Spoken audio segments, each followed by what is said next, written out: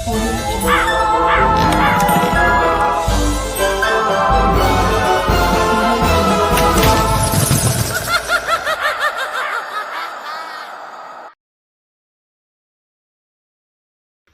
up to 40 people living in this basement space at one time?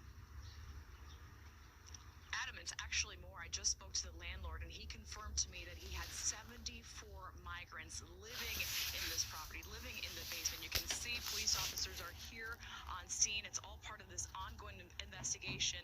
And I also spoke to the neighbor, the next door neighbor, who said she was the one who called 311. She made the complaints. She said she was just concerned for her safety because of noticing all of the e-bikes that were parked next door to her property. Now, we're being told this all started with FDNY inspectors looking into that complaint made by that next door neighbor about multiple e-bike batteries found near the side of the home. And the landlord confirming for us, yes, in fact, he had 74 migrants sleeping in shifts, sleeping in bunk beds, sleeping in the basement of this property. He said he felt bad for these migrants, most of them from Africa, who were trying to make a living out here and not being found any shelter here. Now, officials started asking questions, and they discovered as many as 80 migrants, but we're being told right now that number is 74. They were sleeping in shifts in the basement of this home. The fire department has issued a full vacate order. Now, of course, you'll recall the city has limited the amount of time that single adult migrants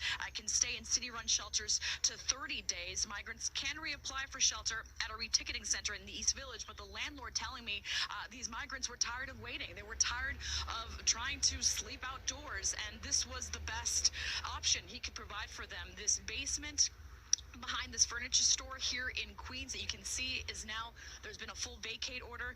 Nobody can go in, but this landlord telling me he felt horrible. He felt sorry for these migrants. He was trying to find some kind of option, some type of shelter for them, and they had been staying there in bunk beds, sleeping in shifts, only 2 bathrooms. In fact, he also told me he was trying to find porta potties for them because he had as many as 74 men sleeping in that basement. But right now we're trying to find out more information from the FDNY, from the NYPD, as far as what goes on from here and where these migrants will go. Again, we're being told as many as 74 men were living in this basement. Take a listen.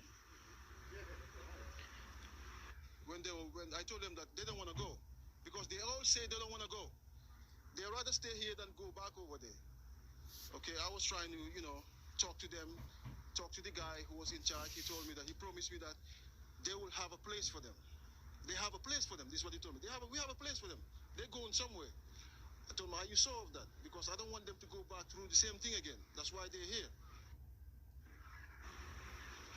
And Adam, as I mentioned before, I spoke to the next door neighbor who said she was concerned about her safety, noticing all those e-bike batteries that were basically being charged next door to her property. Of course, you've been hearing all the headlines with fires started by these defective lithium-ion batteries, and that woman saying, I was just scared for my safety, for my property, for the house, and for my family as well. Adam, we'll send it back to you. Wow, Melissa, just to be clear, the landlord's saying that he wasn't charging them, that he was just having them stay there for free?